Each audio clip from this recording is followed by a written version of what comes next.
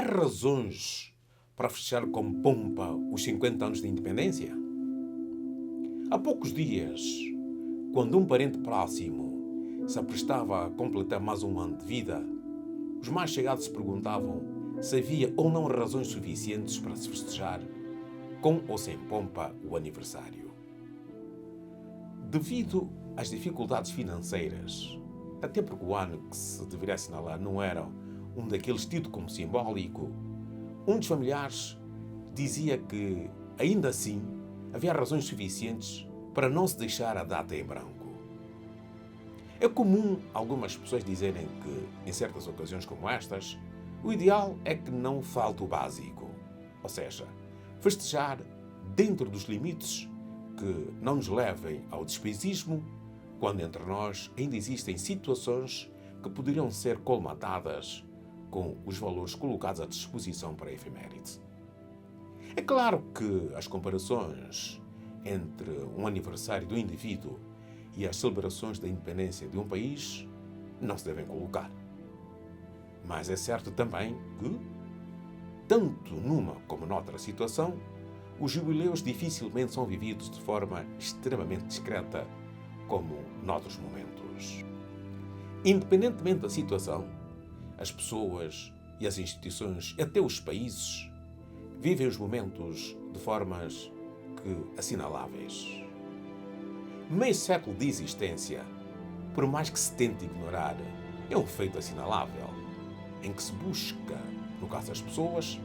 ter ao lado aqueles que mais nos marcaram e nos países, aquelas nações com as quais se contou durante as fases que levaram à independência, assim como noutras que ditam um caminho para o desenvolvimento e crescimento económico.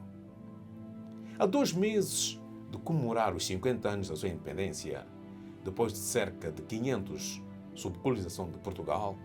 vários têm sido os argumentos esgrimidos na praça pública sobre as razões que terá Angola para assinalar ou não, com pompa e circunstância, este acontecimento. Por exemplo,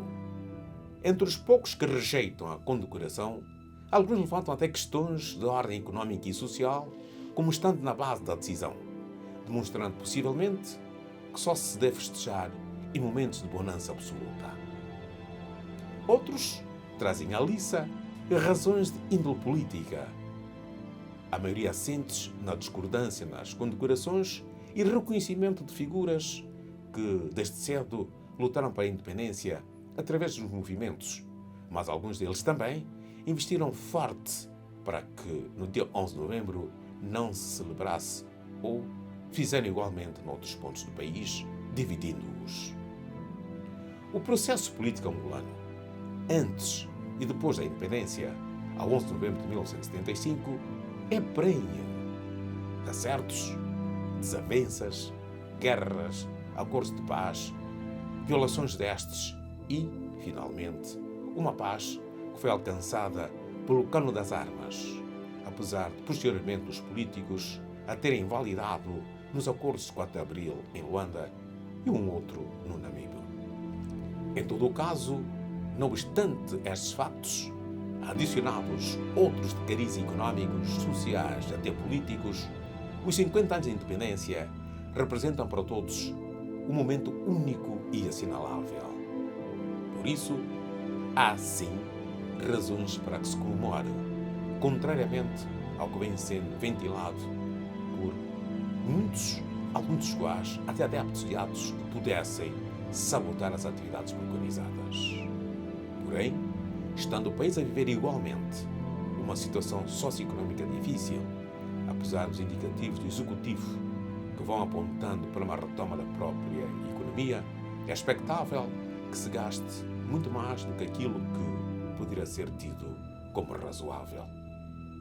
Nem tampouco com ações que repugnariam os cidadãos, não obstante ao facto de comemorarmos os 50 anos de uma independência obtida a ferro, fogo, suor e sangue.